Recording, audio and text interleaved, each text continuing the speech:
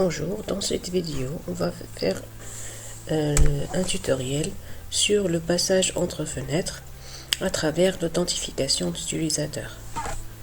Donc voici les étapes dans la vidéo. Donc première chose, on va essayer d'ouvrir le fichier fxml login.fxml sur SceneBuilder. Donc sur SceneBuilder, on va affecter les fxid aux différents champs TextField et Username. Donc pour le bouton, on va ajouter onAction Login et n'oubliez pas d'ajouter le controller class. Donc ça sera le nom du package point le nom de la classe qui est login controller. Donc on revient sur IntelliJ et on va créer actuellement une classe Java login controller. Donc on va déclarer les différentes fxid comme étant des attributs. Donc addFXML textField username, de la même manière addFXML password field password, et on va ajouter la méthode login. N'oubliez pas d'importer les classes. Donc la première étape, c'est la récupération du login et password tapé.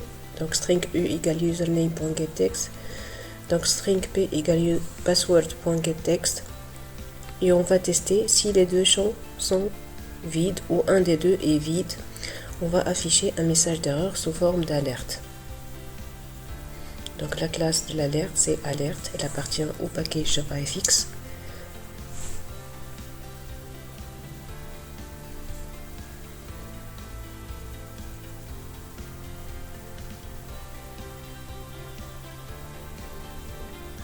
A.set content text, c'est le contenu du message d'erreur.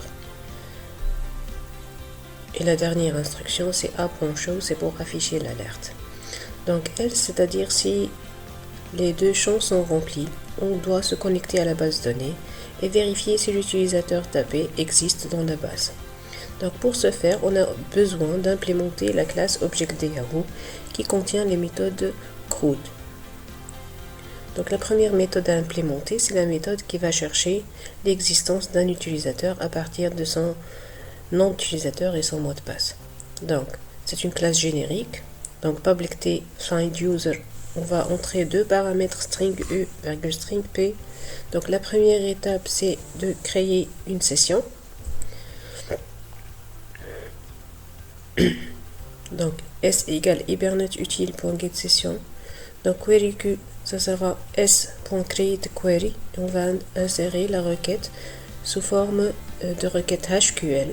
Donc from users entity where first name égale plus u and password égale plus p. Donc la requête, elle doit retourner un résultat unique. Donc on ne peut pas avoir deux utilisateurs ayant le même login et le même mot de passe, ou le même username et le même mot de passe. Donc ce sera trs égale q.uniqueResult. Il faut faire un cast ici parce que la méthode uniqueResult retourne un object et on retourne le s comme étant un résultat de la méthode qui est la session à la base. Donc on revient vers la classe login_controller. Donc on récupère l'utilisateur retourné par la requête de recherche. Donc users entity us, ça sera obj.find user. Donc obj, c'est une instance de la classe ObjectDyahoo. Donc si l'utilisateur est nul, c'est-à-dire introuvable dans la base de données, donc il n'y a pas d'utilisateur avec le mot de passe et le login inséré, on affiche un alerte. Sinon, on va afficher la fenêtre du user qui contient les différentes actions d'ajout, de suppression, de modification des utilisateurs. Donc la première ligne, c'est fxml_loader égale new fxml_loader et on va charger le fichier user.fxml. La deuxième étape, c'est la création de la scène. Donc scène sc égale à new scène et on va loader le fxml_loader. Donc la méthode load, elle peut générer une exception de type IOException. Donc pour cette raison, on va ajouter à la méthode login throws IOException.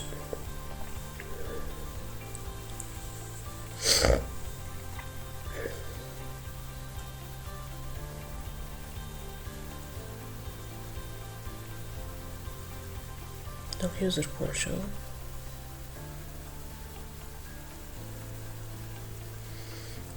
Donc close login stage, on va récupérer le stage d'authentification donc pour le fermer lors de l'ouverture de la nouvelle fenêtre. Donc une étape très importante, c'est la mise à jour du fichier module info.java. Donc on écrit open scom.example.manageuser.ethernet.model. Donc tout org.hibernate.rm.core javafx.fxml.